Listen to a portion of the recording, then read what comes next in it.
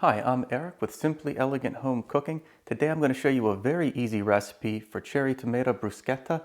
There's not a whole lot of ingredients that go into this recipe, but if you use really high quality ingredients, the flavor is still going to be incredible.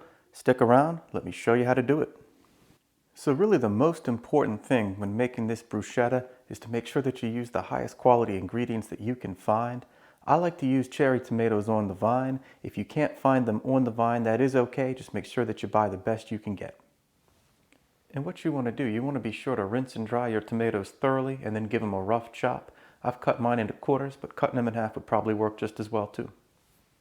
And once your tomatoes are ready, we can prep the basil. All you want to do is take a large handful of fresh basil, and you want to just take the leaves like this, grab a few at a time with the bigger ones on the outside. And what you want to do is you just want to roll that up like you're rolling a cigar. And then take your knife and just cut that into really thin strips.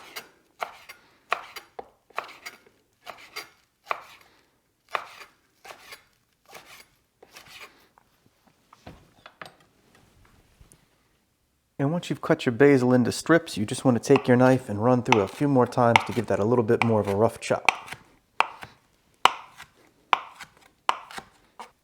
And now that everything's prepped, we can just combine our ingredients. So I'm going to add the basil. You want to add in some extra virgin olive oil. Make sure you use the best you can find. And use a pretty generous amount of salt and pepper.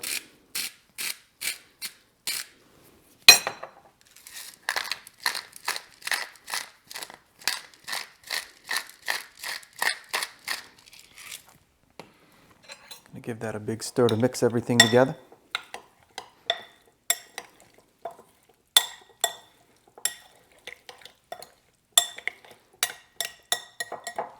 And once this is prepped, we can now get our bread ready.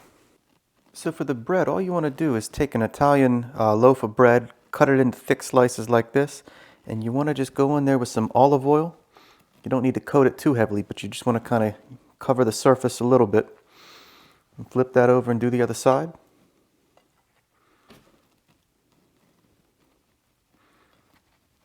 Just like that. So I'm going to hit the rest of these pieces, and while I do this, I have a cast iron grill pan heating up on medium-high heat over the stove.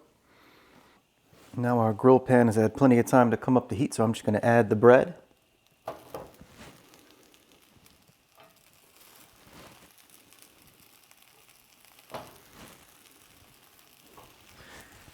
What you want to do is you just want to press that down just a little bit, and we're going to let this go for 2 minutes on each side. So after 2 minutes on each side, the bread looks absolutely perfect. That's how you want it to look. Don't be afraid of a little bit of char. So I'm just going to take these off, and we're about ready to plate this up.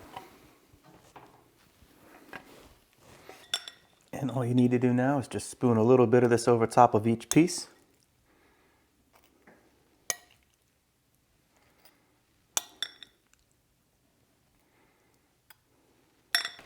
I really hope you enjoyed this recipe for cherry tomato bruschetta. You saw how easy it was to make. Once you get the best quality ingredients you can find at the grocery store, the hard part's out of the way. Cooking it's the easy part.